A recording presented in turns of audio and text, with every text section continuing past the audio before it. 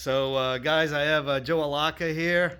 He's my friend and mentor, and I'm privileged to be here with him, and hopefully we can learn a few things from Joe. Joe, how are you? Doing well, doing well. Thanks for coming. So, Joe, pigeons have been, Pretty much my whole life. tell us about you and how you Back started. when I was around 13, 14 years old. I started racing when I was 14 as a junior member. Actually in the exact same club. I'm still flying. I've been belonging to the same club my whole life. It's been a couple different names now. It's the Bayshore Club. Used to be called the Middletown at one time. But I started out as a junior member. My father and me were partners, and So you're a second generation. Your father raced. he never raced, but he had pigeons as a kid, but mainly for eating, because my grandfather raised turkeys and pigeons, and they were mainly a food source. But I brought home a king pigeon one day, a big white king pigeon, and that was my first contact with pigeons. And when he looked in the box that I had brought it home in and saw it, he was like, "Oh, yeah, you can. Dad, can I keep it?" And he's like, "Oh yeah, you can keep that one." And then we, of course, went out and found it a mate. It was a girl, and we found it a mate, and I started raising my first birds with kings, white king pigeons. And then I got into tipplers, different flights, different birds that he couldn't eat, So that was my very first experience was high flyers, the tipplers. I would let them out in the morning and go to school and come home, and they were still flying, And then I'd call them in, they'd all tumble down, and that was my first real experience With pigeons. and getting to know them, and how to raise them and stuff like that. So that's how I got started. All right. And I see a lot of people have started that way too, where they started out with fancies, which is, I think, great. It's like for a kids. stepping stone It's to. a stepping stone to racing. I didn't just jump into racing, and so I think it's a good way to start. To see it. Do you like pigeons? Do you want to get to know them? And they're a super bird. Very nice. And then tell us about then the racing journey. How did you start? And So the racing journey started when I met a fellow. I was getting too many birds. I was breeding too many. My loft was just a small aviary with a metal shed attached to it, and I had too many birds. And I put an ad in the paper to sell them some, and Fred Dykeman from Red Bank, who was a racer, he raced in the Seaboard Club at the time. He contacted me and asked me how many birds I was selling, because he was going up to an auction and he'd buy them and take them up. And we started talking, and I was like, "Oh, you're the guy on the river?" Because I lived across the river from him. And he's like, "Are you the boy that sits in front of my loft in the boat?" And I was like, "Yeah, I see your birds out flying," And then we started a friendship, and then he invited me over to see a race. It was a 100-mile race. And back then, of course, it was counter marks. You got to get the pigeon down, take the counter mark off, put it in the clock. He invited me and my father over to see the race, and I sat there and watched those birds come home, and him in action clocking, and I was like, "Dad, I want to do this." I got you hooked. So that got me hooked. And at the same time, the shed had to go, the aviary had to go, and we had to build a racing loft. So my father, he was supportive. He wanted to do it too, and he came home one day and said, "Hey, there's a house being torn down in Red Bank. I talked to the contractor. We can have anything we want off the house." So we were in there pulling 2x6s, 2x4s. It had cedar shake siding. We were pulling. My job was to get the cedar shake off without breaking them, and we must have made 2 or 3 trips, and we built our whole coop, except for some of the aviary wiring, all from used lumber. Wow, nice. And we built a beautiful coop, 3-section coop, and that's how I. And where was this? And this was at my home my father's home in Middletown. In Middletown. Okay. Yeah, and then I joined the Bayshore Pigeon Club, and I raced 4 years before I ever won a race. And of course, the old timers back then, you know, they didn't tell you anything. Right, they kept everything to themselves. Did have a mentor, but Mickey Gigani was probably my biggest mentor, but he had been just starting out too, so it was two newbies trying to learn the sport. And of course, you know, all we had back then was books, you know, that you strain anchor by old hand, and you know, a couple of advanced techniques by Jan Ertz, but you know, basically, there was not a lot of information out there. You learn by trial and error and stuff like that, you know. And there were some guys, old timers, that, you know, took me under their wing and gave me good pigeons and, you know, helped me a little bit, but everything was a secret. Yeah. You know, so you learned on your own. And that was your... There was no YouTube at the time, huh? No, there was nothing like that. You know, there was, you know, you hoped to be invited to their loft, and then while you were there, you kept your eyes open, your mouth shut, you asked some questions, and you just tried to take in everything you could, hoping that you would learn something, you know. But everybody was very secretive, you know. They didn't want to give out their techniques. They didn't want to give out even their best pigeons. It was very hard, you know. You had to use different strategies, like figuring out when the breeding season was over and could you grab those last eggs that they were going to throw away. Yeah. Could you get a couple off their good breeding pair? You know, that was always very helpful. Other than that, you were getting culls when you went to their loft. You know, I don't need this one. You know, So, yeah. And of course, that's not going to help you. Yeah, yeah. So, I started out with a family of pigeons from Doc Williams that were Emils and Sions. They were the strains back then. You know, back in when I first started out, the strain was everything. We didn't talk about bloodlines and family traits. You talked about strains, you know. And I bought some Emils, I bought some Sions, some Stassards, and of course they were long distance pigeons, you know, so I did terrible in the first half of the season, and I didn't do well until the races got long and tough, and because that's the top of the birds. Open for Yeah. rain and crappy weather because they would do good. Would come through. My first win was a 400-mile race, and they let them up in the rain, and it took. The birds didn't come home until late that evening. I won the race with a day bird, and then most of the birds didn't come till the next day. And so it was a different pigeon. It was a different,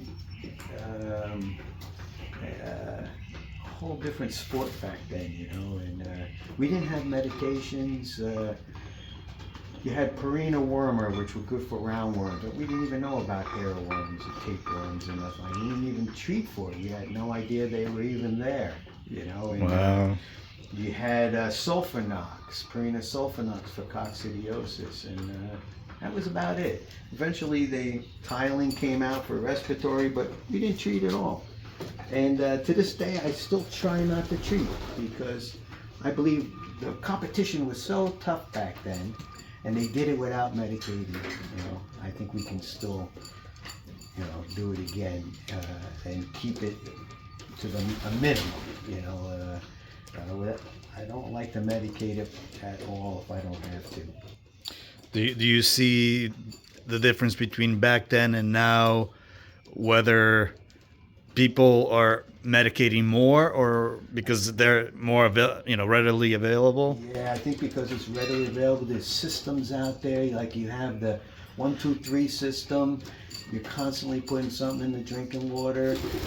There's so many supplements. There's natural remedies. There's medication that has antibiotics in it. There's so much on the market today that I think for the new guy, newbie that's coming into the sport, it's got to be super confusing. It's confusing to me. So much stuff out there. There's so much stuff and everything. So because I don't use supplements. I don't put apple cider vinegar in the water. You'll see my waters are just plain water. I don't like shoving things down their throat. I don't put oils and things on their feed. I would rather put it out in a, I believe we have everything we need in the grits. I don't put vitamins in the water. I don't use any supplements. I don't use any of these performance tonics and stuff that's, you read that they, oh, this brings form into your loft. Yeah. I don't believe in any of that, which I'm sure that companies would not be happy for me saying that, but I don't. They wouldn't survive with your business. Yeah, they wouldn't survive with my business. But I do believe the biggest breakthrough since I've been racing is in the grits. Okay. Back in the day, we didn't have much of a selection. We only had oyster shell, crust oyster shell, and red stone. You had red grit and gray grit, and it wasn't very good. It had a lot of salt in it. The birds didn't really eat it. They threw it all over the place, which they still do, but I think the grit has come a long way because everything has been put into it. You have vitamins, you have your minerals, you have, and of course you put it out there and I let them pick it because I don't know what they need. They know what they need, but I don't. And what grit do you prefer nowadays? well, if you look over here on the table, you'll see I have two different types right now, and I found these to be very good. And I also use Javati, which is on its way. It's been hard to get.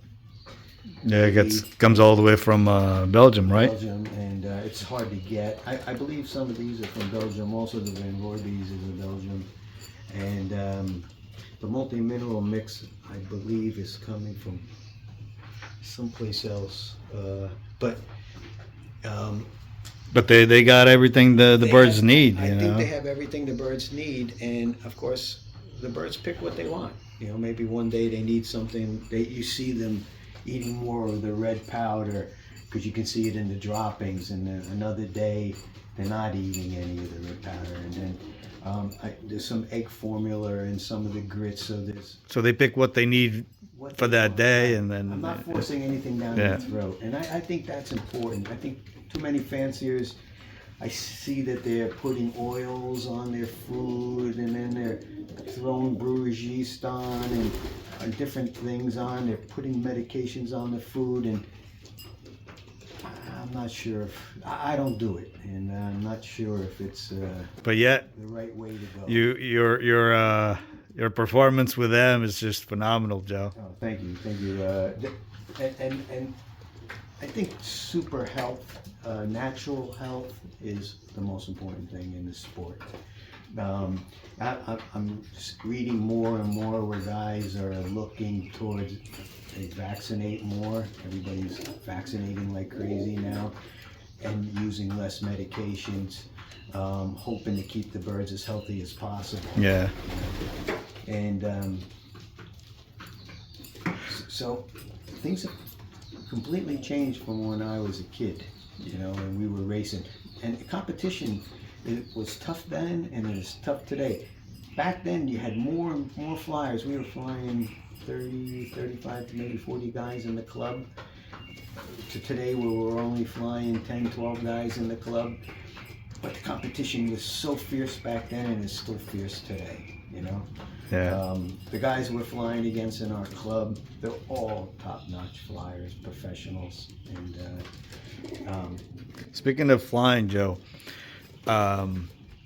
CJC, right? We're one of the biggest, if not the biggest, in the country. You know how special it is to race here. and that's I don't fly one-off races. I like flying in my backyard. I'm hoping it doesn't go away. I know it's dwindling because we're losing members, but I'm hoping that, you know, our area is unique. We have a huge front. You got guys maybe 100 miles or 80 miles front from north to south, and you have maybe a 40-mile east to west of guys, and of course winds, and you have to have a little bit of luck, on race day that the winds are in your favor. But to clock a pigeon in the CJC combine and being on top with a small loft for me, the most exciting part of this sport.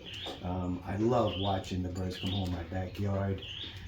Much more so than I would, I think, if I was flying one-off races.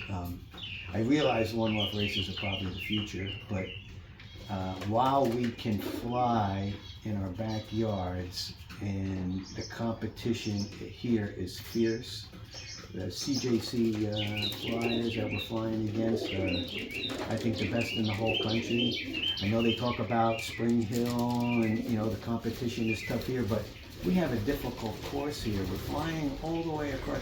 My race station that I want to be the best in is from Cadiz, Ohio. 370 miles from me. The birds have to fly across the state of Pennsylvania. If you've ever driven across the state of Pennsylvania, it is not an easy road. It is hills and valleys and mountains. And I think a pigeon that can fly Cadiz on the day is a phenomenal pigeon. And you have to have a pigeon that can fly from anywhere from 7 to 9, maybe 10 hours, depending on the weather. And that is what I concentrate on, And we have quite a good number of birds, at least in young birds. Yeah. Over 3,000 birds. Yeah, the competition is tough. And you have guys that are flying big teams, 3 clubs. We're shipping 25 at the most. They're shipping 75 to 100 pigeons to the races, and we can still beat them. Yeah. A small loft, and I think that's special. That is special. Yeah. You've had, very good success. People that know you know how well you've done. I certainly do. But tell us a little bit about your previous family of birds. How did you, buy birds? How did you obtain birds to do so well and races? I started here flying at this location in 1999. And I flew up until about 2004, and I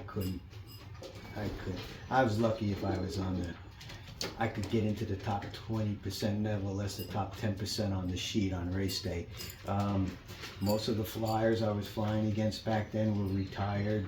We had guys like Albert Montesano, Rolly Colombo, all top-notch flyers that have been flying for years, and they had fantastic pigeons.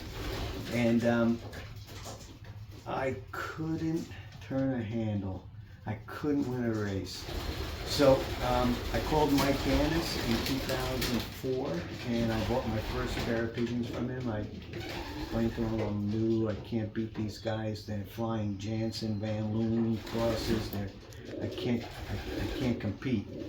And I asked him to pick me out a pair of pigeons, and he did. And that first pair put me one step higher. I was now breeding pigeons that were being competitive. And those first pair of pigeons were from the Rocket Hollywood line. I couldn't afford jerk children, of course, so I bought grandchildren, and I crossed them together, and I started breeding good pigeons. And over the course of the years, I kept going back to Mike and saying, Mike, what should I cross in next? What should I bring in next? And he sent me some very, very good pigeons. I brought in the Golden Maddens line. I brought in the Creator line. They were all successful. And I started developing a family of pigeons. I also brought in birds from Oak Haven Farms, the Dream Boy. When Chris Peeman passed away, unfortunately, they had an auction up in Lyndhurst Club. I went to that auction, and I brought a grandson of Dream Boy that was a phenomenal breeder. That was crossed into the family. And that was the beginning those were the first seeds of the family coming together, and their ability to pass those winning genes from one generation to the next was crucial. You know, sometimes you get a good breeder, and then once they pass, there's no children to replace them. There's nobody as good as them, and this was not the case with that Rocket Hollywood line, and even the Creator line. By the time those birds got to be 10 years old, their children were replacing them in the breeding loft, and they were first place winners. That's the quality there, yeah. Right. And at the time, I was reading and studying some of the great champions of the Jansen brothers, the twin year, which is where the Rocket line had come from. And those guys were looking for pigeons, and not just won a race, but jumped out in front. They were those pigeons that were 5, 6, 7 minutes ahead of everybody else. Leaders, and yeah. they were the ones that they were looking for, so I started looking for the same thing. And back in the day, I forget what year it was, we had the Coast to Coast, I think it was 2015. We had the Coast to Coast races, which Fred Breezy put together. And they were 350-mile races, and you were allowed to ship 15 pigeons for, $1,000 entry. And I won the one race 16 minutes out front with Wow. with a hen, Susie Q, and that was the beginning of recognizing those birds that are jumping out front and are able to, come out of that race crate and shoot out without looking back, flying alone, and that's what I... Breakaway birds, right? Breakaway birds, those birds I kind of started concentrating on. And today, I do still have some of my family because my partner who bred all these young ones for me, he bought Brando, who was the Hudson County winner in 21, and he bought his mother, and Brando won the race, the Cadiz race, by 6 minutes, I believe, out front. And so that's the quality. That's what you kind of look for. Jojo, he's a 3-time winner. We bought him back from the guy who bought him in my auction. We bought back Iron Man. He was the father to Brando, so he's now made it to Lonnie. So I have children of Brando this year. We bought back Johnny, who is another pigeon that flew so well, and it comes down from the JoJo line. And so looking for those very special pigeons, they're very rare, they're very hard to find, but when you do find them, those are the pigeons you want to capitalize on, hoping that the next generation will throw out those birds that like to jump out in front, So for people that don't know, you had a very good success with your family of birds that you were able to breed and have. And then in 21, you had a sellout auction. Right. Okay. Why did you sell out? And tell us about the auction. I wanted to travel, and I have a bucket list of when I was younger. I backpacked around Europe, and I really enjoyed traveling. And of course, pigeon racing, having pigeons, it kind of ties you down. It's hard. You might be able to go away for a week or two, but if you have somebody watching the birds, and if it's off season and things like that. But I wanted to travel, so and I had a partner, Connie at the time. She was my partner, and she was moving out, and we decided to split, and I thought it was a good time to sell. I was at the top of my game. I had a very good season in 20. The last 6 years that build up to that point, I had some good seasons. So, you know, I wanted to sell at the top of the game, not when I'm not racing well. Right. You, At the same time, it allowed me a year to go and roam around and travel, which I did. I really, really enjoy it. And my Bijou, who was my partner, who's bred these birds, he asked me if I would mentor him, and if he could call and talk, and if I would mentor him. He was new into the game. He wanted to just be a breeder, and so we talked for a whole year, back and forth. And then he said, you know, one day I was sitting on the beach in Hawaii. I visit my brother in the winter, and he's like, what about if I bred you a team? Would you want to fly again, you know? And I thought about it, and I said, yeah, you know what? I do miss the racing. I love racing. I love the training part. And after being a year of doing what I wanted to do, you know, I thought, let's give it a try. So last year was our first year of doing this partnership, and he bred me 41 young ones, and we were a little uncertain. We only flew 4 money races, and I concentrated in the club, and we wanted to see how the birds would do. And we were successful. We concentrated on the Hudson County race, which is, I think, the biggest race of this area. And you know, the birds flew fantastic for us. And so we decided to do it again this year. So this is all new, but it also allows me to travel, because at the end of the season I can give all the birds back to him, and we sit down together and we select who's going to go into the breeding loft and who's going to be sold.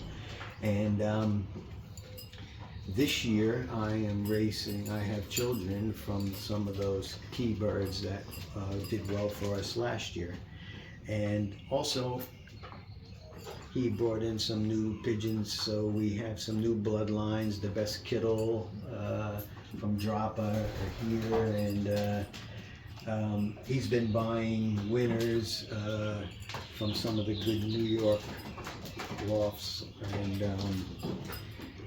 so we have this where we're trying to put together a really good breeding loft in his backyard. And I'm just a trainer and handler, and I'm the tester. You know, birds have to be tested in order to know whether they're any good or not, whether the parents are good breeders or not. So that's what we're doing. Very nice. So the Hudson County race is probably one of the most prestigious races in the New Jersey, New York area. And in 21, you won it, and you had other birds, you know, on top with your family of birds. Right. Then you take a break, right? You sold out. You go, you know, see the world. You come back. Now you're racing with birds that were bred by your partner, and here you are racing in 23, and nobody thought you were gonna, you know, do as good as you did in 21. Yeah. And then boom, you had 10 birds in the top 13. How in the world did you pull that off? That was a fantastic day for us. I never expected to get 5 on the drop from that race. I mean, it's hard enough to get 1 pigeonhole from this. To get 5 together, that was pretty amazing. It was just shock for us too. And then right behind it, within 3 minutes, we had 10 pigeons home. And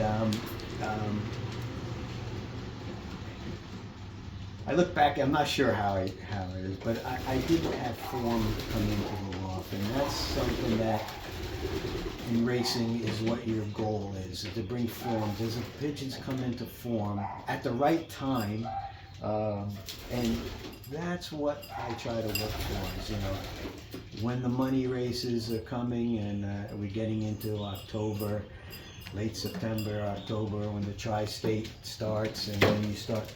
You know, we're so lucky here, living in our area. You can fly from end of September, middle of September, straight through October. There's special bond race futurity Every race weekend, yeah. week. Sometimes there's 2 in one weekend. You couldn't even fly them all. I enter into a few of them, ones that I really want to try to do well in, but it's remarkable that we have this opportunity where we are. And, I thank Stanley and Perth Amboy and all the other clubs that are in the CJC that sponsor these futurities for us, because I like supporting them, in those races. And it also gives you a goal. It gives you something to work for. You don't mind waking up early in the morning, packing the birds and going out training, because your goal is to, last year our goal was You have a target. you have a target. You have something to work for.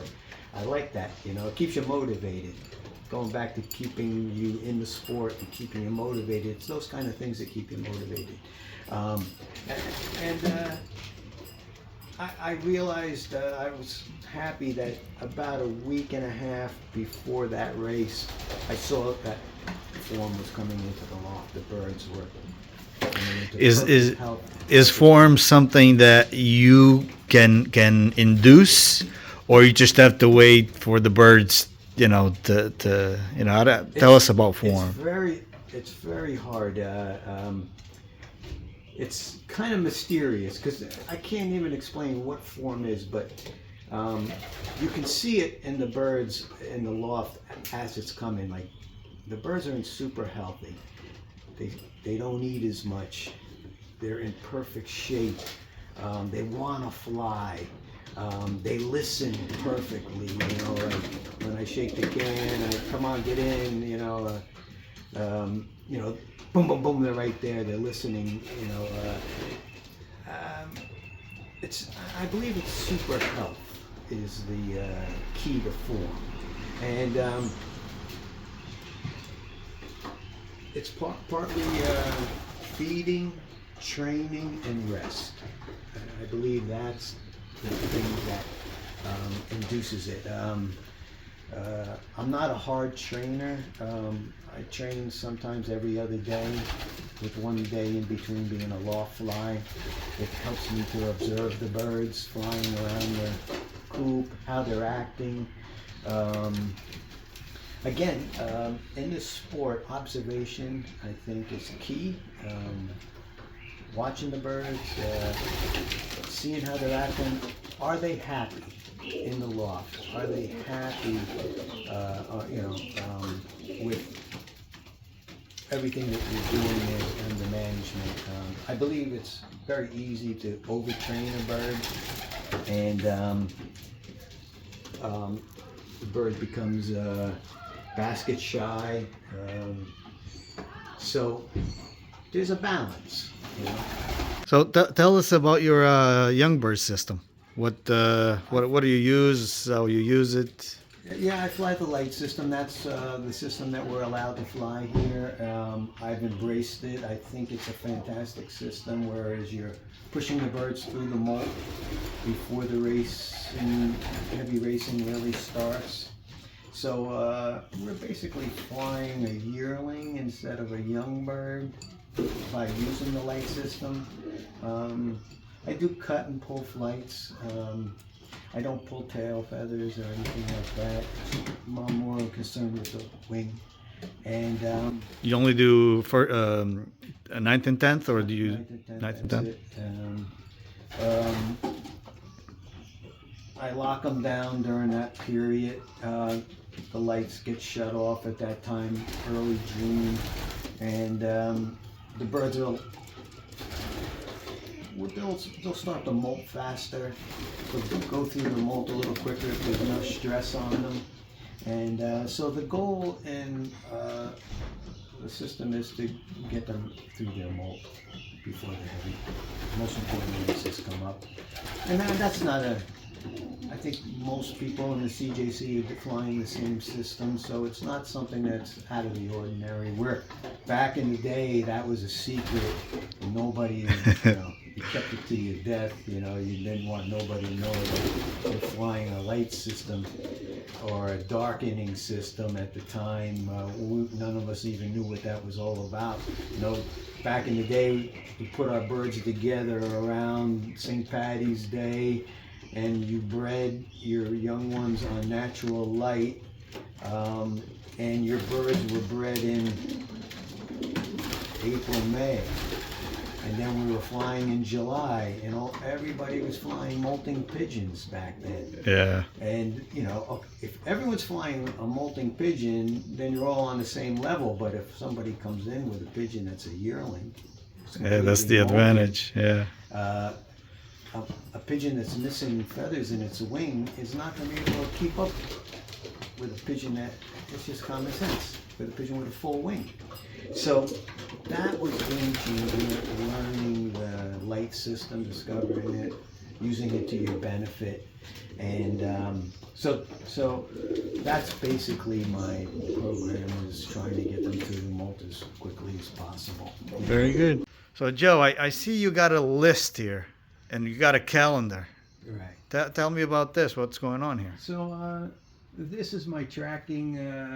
You know, these are all my birds, their colors, and as you see, I'm trying to still figure out if they're a boy or a girl. And I do name all my pigeons. So What's the theme this year? this theme this year is, well, I started out with, I was thinking of using rock stars and country western singers for the girls and rock stars. Last year I did Marvel villains and heroes, and so this year I'm using rock stars and country Very nice. western You have singers. fun with the young Fun with birds, it, don't you? yeah. I believe that the you know, like racehorsing, you know, they should have a name. And today, that's what you read about. You know, the Rocket, the Golden Maddens, the Mona Lisa. Everybody's naming their pigeons. Where, if you years ago, if you were naming your pigeons, you were laughed at them. You know? But I love it. You know, it just brings it. I have the parents also abbreviated, so when I look at a pigeon, I know who the parents are. And then, of course, the calendar is your most important thing, because my memory is kind of shot, and I like to You take write your things notes down. I like to look at my notes. You know, there's certain things you do at a certain time, and you know, so I keep a calendar here. Keep track of the races, when the races are, and things like that. But yeah, I mean, record keeping. I don't want to rely on my memory because I'm getting old. You're not that old, Joe. You're not that old. Also, I'll track a little bit of like what I've been doing. Like, you know, I weaned the first round. You know, I started teaching them trap and landing board, and you know, I saw that the first flights have already started dropping. Things like that. These are some of the things I did last year. So, you know, I kind of keep a little track of things that I did last year so that I can continue with it. So that's part of my, I call it a young bird development program, where I'm trying to get the birds through certain times in their life. I'd like to get the birds when they're 22 to 25 days old. They're nice and young, and I'll put them here, and I'll bond with them, and you know, I'll introduce them at a young age. I gotta already have them on the trap, on the landing board before they can even fly. And this year, in the last few years, I haven't lost any young ones off the loft, and I think it's because I'm working with them at a young age. So for me, it's crucial, because where I'm located, I got houses all surrounding around the loft, and the pigeons have to get up in order to find the loft. So, you know, I want them bouncing off my house, the deck, down, practicing, and so I like to do it at a young age. Of course, the hawks are terrible everywhere. I was gonna ask There's if a bit you of have. luck. I was lucky this year, and I didn't lose one to a hawk yet. Knock on wood. But last year I lost 6 just trying to settle them. You know, so Every year is different. every year is different. The Cooper Hawks and the Falcons are the worst here. I deal with Cooper Hawks every year. But saving grace is I have the Ospreys that come in and they build nests on the island across the river from me. And I found that when they come in and start building their nests and they have their eggs, the Coopers are gone. And I think they chase them. Is it around this time, or they're already Well, got right them? now they're building nests. They're here now. They're building nests. I'm watching them bring in sticks and stuff, and I watch the Yeah. platform across on the island, across from the house here. And they haven't laid eggs yet, but they're building their nest. I see them mating in the air, and we have probably 6 pair that are breeding Wow. in the area. Nice. And I notice once they are sitting on eggs, The Hawks go away. the Hawks are gone. Can't wait for that day. Oh, exactly. Right now, this week, I have the birds out flying, and the Cooper's been here 3 times this week chasing them. They haven't been able to catch them, which is That's fantastic. good. That's good. Regarding your young bird system, and I know you got good quality birds here, obviously, but for developing your birds, right, up until that special race, that critical, important race, how do you take these birds training? Do you think it's necessary to train X times a week, or depends on how they feel? How do you work them? I watch the weather very closely because I don't want to train in fog and a lot of humidity, especially in the summertime. I think it hurts the birds more than helps them. I'd rather loft fly on those kind of days where the birds are just exercising on their own. But I do train. I take them out myself. I like to toss in Trenton because I believe South Trenton is my breaking point, and I want the birds to know that particular point like the back of their hand. So I train Trenton a lot. For me, it's about 46 miles maybe. Okay. It's critical. They have to break, right? They have to break. And I believe the town of Trenton, I train over by the Delaware River there, by the stadium, and there's stacks on both sides of the river there, water towers.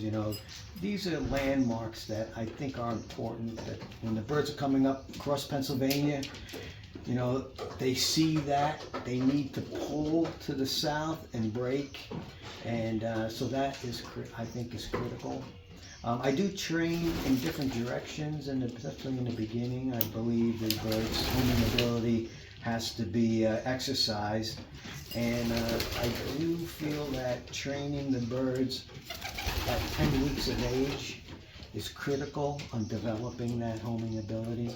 So I'd like to get them out. My first round is approaching 9 weeks now, and so they'll be going into the basket, and I'll be taking them in different directions just to help develop that homing ability.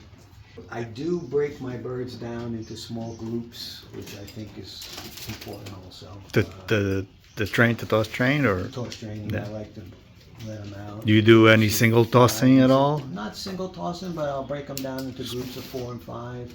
As the numbers, if I lose a few, and the numbers, I'll start out with 40 and That's your team today starting for with this 40, year? Yep. Nice. And as I progress, I'll start breaking them down into groups of 3s and 4s, and I want to see that I open up the basket and There you go. they shoot. That's when you know that they're coming into form, coming right. Is in a small group, and I'm letting them out 2-3 minutes at a time, and they're not coming back and hooking up with the next group, and now there's 6 and 12, and they don't want to leave. Then there's no form. There's nothing that's happening. You want them to hook out And then when they're arriving, what's nice about the new benzene systems is that you can watch the birds as you're driving home, clocking in on your phone. When you get home, you know who's home, who's still missing. So the benzene system, especially Benzene Live, is just a helpful tool. Yeah, so we've come a long way, right? Come a long way. And, I embrace it. I think it's fantastic. You know, I can't imagine where it's going to go from here, but I think between I see some guys have cameras in the loft, they have cameras on the landing board, and they're able to not only see them being clocked, they can watch the birds landing, especially it's helpful for guys that are working like yourself. You know, you can't always be there when the birds are coming home from a training toss because you're training them and you're running to work. You know, so having the Benzene Live system and having that capability of watching the pigeon that comes home on the phone is a huge. That's so true, yeah. Tool on making sure you'll know before your trainer gets home what birds are home if you're not able to train yourself. You know, so I think all those little tools are really exceptional. You know, for helping us see what's going on with the birds. Agreed. Joe, motivation. Do you believe in it? Do you do it? Oh, absolutely. I think that's part of what is instrumental of a pigeon jumping out in front and coming home. And that's motivation. I don't separate sexes. I don't fly widowhood. I don't fly celibate hens or anything like that. I fly the natural system where the birds are always left together. And I've noticed on some of the, let's take the Hudson County winner from 2020, Brando. The day of shipping, the day before shipping, him and his brother were fighting over a nest box. And it was this nestmate. They were born in that box. I had taken the parents out and put them in another section, and I left the young birds in that section. I bred out of all three sections, so when breeding was over, I moved the breeders out of the sections and left the young birds there. And they were getting to that point where they were maturing, and both brothers started fighting over that nest box, and Brando threw his brother out and took over the box, and of course he ended up winning the Hudson County that weekend by 6 minutes. And I believe the motivation came from him winning the box and him being worried while he was overnight, because you know Cadiz races we ship on a Thursday. They're in the race crate Thursday, Friday, and they're not released till Saturday morning. So I believe that box was worrying him that his brother had taken it over while he was away. So I think motivation plays a huge role.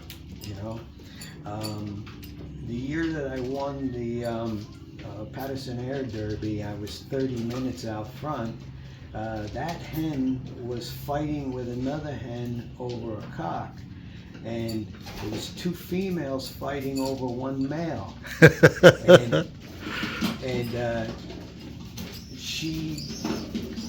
when she came home, that was another Cadiz race, I believe. When she came home, she didn't even go for a drink of water. She went straight to the cock and to the ball. Wow. And she was 30 minutes out front. You know, so there's something there. There's motivation is a key, but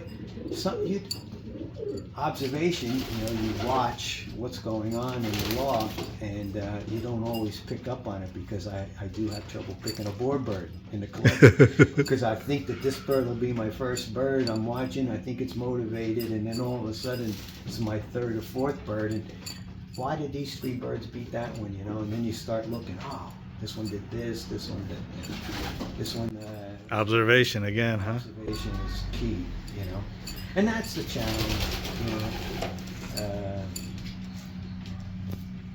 on race day. Can you pick the right pigeons to go to the race? Did you leave the winner at home?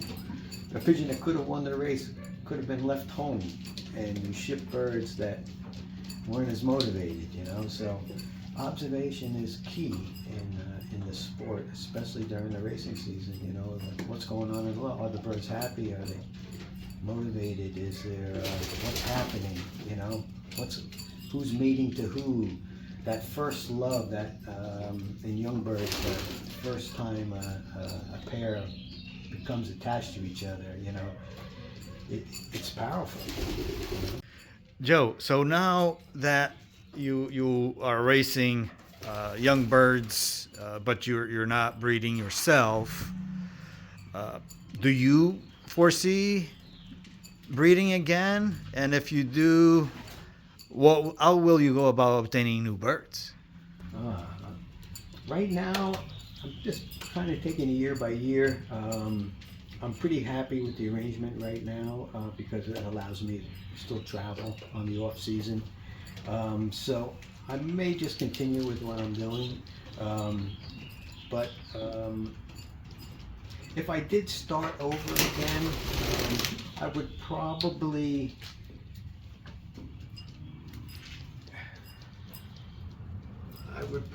start with just a few breeders, and I would probably go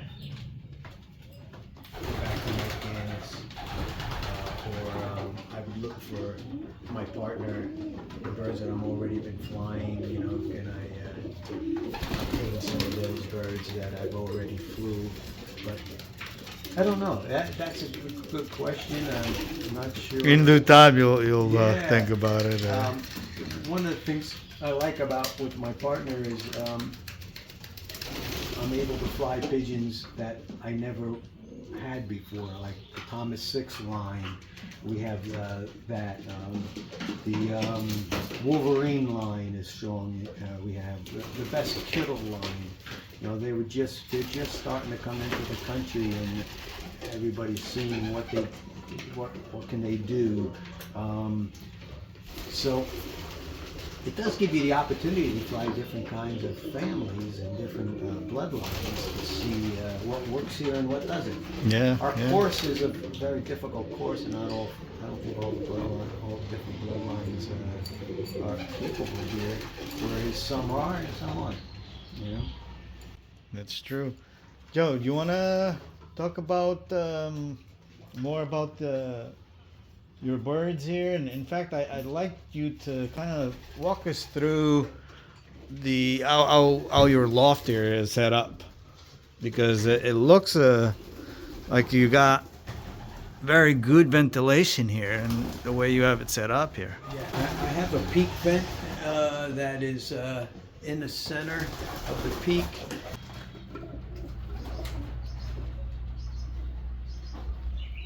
And it allows, Oh, I see. it allows for any stale air to rise out. As you see, my whole screen roof is completely open. I have windows and vents on the bottom also that allows air to come in through the front and escape through the roof. Ventilation is key to a good loft, good dry loft. I think their respiratory system is very sensitive. You know, if in the wild they would be outside all the time, you see the wild ones just roosting on power lines, so they're in the free air. So I like to see as much air come in through the loft as possible. I have also vents here. There's a vent there, so the air not only goes up through the peak, but it'll swirl around and come out this way. I can sometimes leave the garage door open on a hot day. And my floor is raised up 4 inches with a foam board underneath, so that it's insulated off the concrete. Nice. And it has a tendency to stay nice and dry. I like to use hay in the corners, as you can see, so the birds can rest. It also captures dust and feathers. I vacuum every day. I have a small vacuum cleaner right there that I use. to try to keep the dust that minimal. I see that you only have box perches. Is that a preference? Yeah, that's a preference for me. I think the birds like it also. It also allows me to watch the droppings closely. If I see something has gone off, I know which bird it is. And sometimes if you have those V perches or small perches with the slider, you know, when the dropping hits the ground, it'll flatten. Right. You know, so that you can't really tell was the dropping, you know. That's firm true. and Yeah. nice, and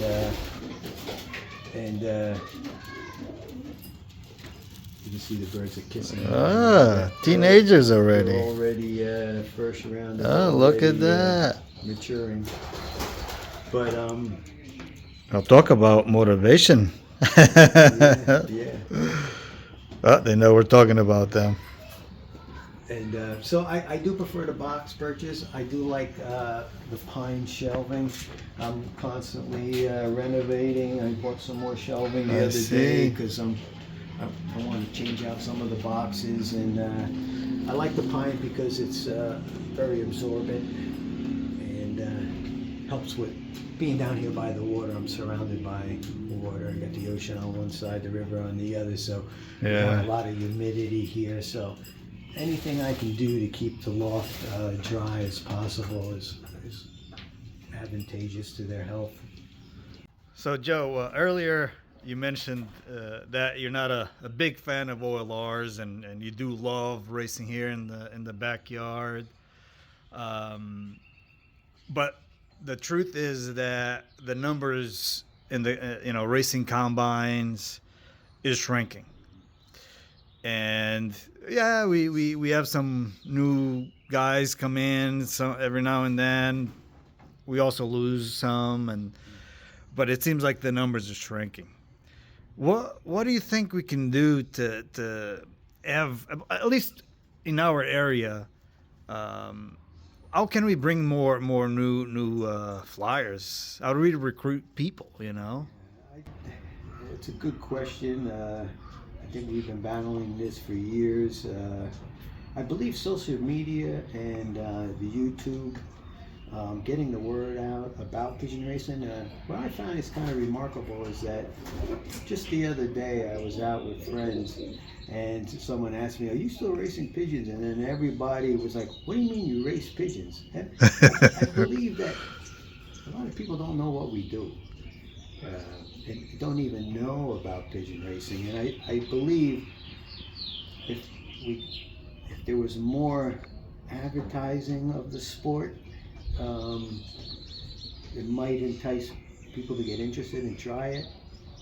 I do feel that we're competing to bring young kids in today, we're competing with gaming, computer videos, and The internet and you have that whole social media thing going on with TikTok and YouTube, but Facebook and things like that. But I think we just need to advertise a little more, and I think YouTube is fantastic because you can learn anything you want to learn. You go out to YouTube and say, "Hey, I want to learn about this, I want to learn about that." And I see, if you type racing pigeons into YouTube, there's a lot of tons, yeah. and I think that's going to be very helpful, especially for the beginners too. There's no secrets anymore. Everything has been exposed. And so you can learn the tricks of the trade by just studying and watching YouTube, reading books. Researching, yeah. I believe if you're going to come into the sport, you need a mentor. I think mentoring is huge because you can pass that knowledge onto how to just take care of the birds, how to train them, how to feed them, and get that down pat.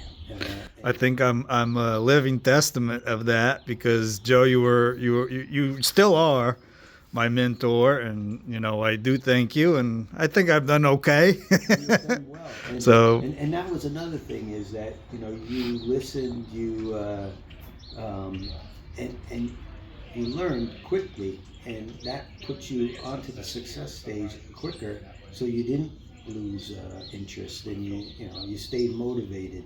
Um, but that's exactly the because difference between having a mentor and not having it. exactly, That's the you're gonna difference. lose interest, I think, if you can't stay competitive and no one's helping you, and you're going to say, this is just too much. It's a lot of work. Pigeon racing, especially young birds. I only specialize in young birds because I don't have the room. And Just changing a little bit off topic here, but um, you you don't fly with big numbers, no, no. and yet you kill it every year. Well, and that's another thing for a young flyer coming into the sport is I recommend that they don't start out with a big loft. I think 6 pair of breeders, breeding a team of 20, 25, maybe 30 young ones tops is important because you have to get to know the pigeon, bonding with that pigeon. And, if you have 100 pigeons, it's difficult unless you got a team of trainers, 4 or 5 guys in the loft that are working with those birds. But if you're by yourself like I am, and like you are, having too many pigeons, I think is detrimental. Mm-hmm. I would rather see a guy come in with maybe 3 or 4 pair, breed 20, 25 birds, and get started in getting to know those pigeons and understanding what they need, not overcrowding the loft, and giving them all they need. Like the grits are expensive, the feed is expensive today, the medications are expensive, so buying the clock, building a loft. That first couple years, and you've experienced it. You've done a lot of videos on it, where it's hard to get started. Yeah, It's not cheap. it's not a cheap sport. It's Yeah. not a cheap sport, not like in years ago where, and then trying to get your hands on some quality pigeons, it's not easy, it's expensive, But by finding a mentor and by listening to them and you can learn quickly if you have the ability, Again, it's an art. Quality versus training, both. Loft. What are the key ingredients for new flyers to keep in mind? I'd say it's all 3. Conditioning, training is conditioning. Feeding is an art also. Not overfeeding, not underfeeding either. Of course, you have to have quality pigeons. That is probably the most important, along with super health. You can buy quality pigeons, but if they're not healthy, you're not going to do well. You're going to be battling sicknesses in the loft, which you don't want. Yeah. So I believe a mentorship for a new person is critical. It's nice if he's in the same club as you, because you can visit him and pick his brain more so than if he's living in another state. But that's not a deal breaker either, because talking on the phone and Joe, FaceTiming is perfect. so when I discovered you on the web, in Google, I went pigeon racing in the area, and boom, your website pops up. And so that's how and I was talking to you, and you took me under your wing, and you started helping me. But not everybody is actually willing to do that. How should one go about in going in to a club, right? There's 10 members, 11, whatever the case may be, how does a new guy asks for help? You know, because sometimes they don't even know how to do it. Yeah, that could be difficult because, yeah, if a guy who is racing today and is competitive and is flying in futurity races and stuff, he's not going to want to tell you everything because he wants to have that edge, you know, which I understand. But at the same time, I think there are people in different clubs. Like in our club, there's 2 or 3 guys that are willing to help. You know, we have one of the things I love about our club is that we do have a beginner program where if a guy comes in, you and Steve is our latest. If you guys ask for help, there's not only me, there's 2 other guys that would be helpful. You know, there are guys that aren't going to share their secrets with you. You know, so you're going to avoid those guys, of course. But the guys that are willing to help, I think it's key because that's what's going to keep the sport alive. You know? Right, and if everybody had that in mind, I think it would make a difference. It would make a huge difference. It would make a difference. Agreed. Just trying to help that new guy get through those first 1, 2 years, 3 years.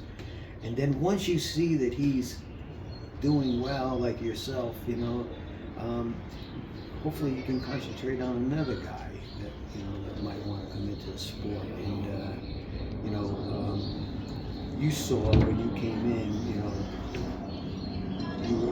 you didn't have to spend money on pigeons because guys were willing to help you out, to get you started, give you pigeons that were going to be competitive.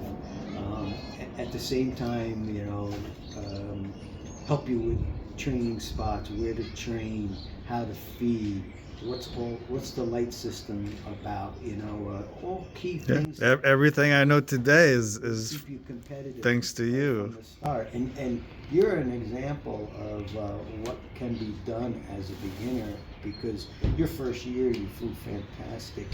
Even your second and third year you've been flying fantastic. So thank you. You were able to learn, keep notes, track it down.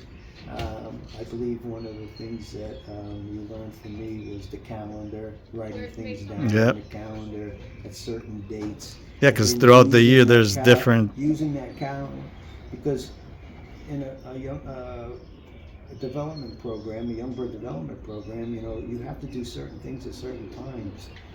If you miss that, you forget about doing it, now you're set back a little bit, you know. So all those things were pretty key, and you embraced it, and you know, you were able to get to that competitive level and stay motivated. Steve, last year was his first year. He was successful. This year, I think he'll be a little better because he's learned. Agreed, 100%. Now, can we bring some more? I think there's you know, thinking out of the box a little bit and trying to figure out new ways of advertising it. You know, there is a sport. We do have a club here in our area that you can join. There are people here that will help you and mentor you into the sport so that you're not disappointed right from the start, you know. And you know, we have a great group of guys. Yeah, we do. We really do. Yeah. And everybody is very friendly and helpful. So, yeah, it would be. I think it would be good to be able to get out and show people what we do. I think we have a little bit of a trouble with it when it comes to younger kids, because they want to game and they want to do things that are a little bit quicker self-gratification, whereas pigeon racing, although it's super gratifying when you watch the birds come home from a race, there's a lot of work that's put into it first. Yeah, that's true. Yeah, not everybody wants to put the time in. and or so it's I think it's going to always be a challenge. Yeah. Well, Joe, I really appreciate your time. I think people will enjoy, um, learning from you, watching the birds here, and seeing a good loft that you have here, and some of your tips. I appreciate that. And I also wanted to say thank you again for mentoring me. It's been a pleasure having you as a mentor and as a friend. It's been a pleasure for me too.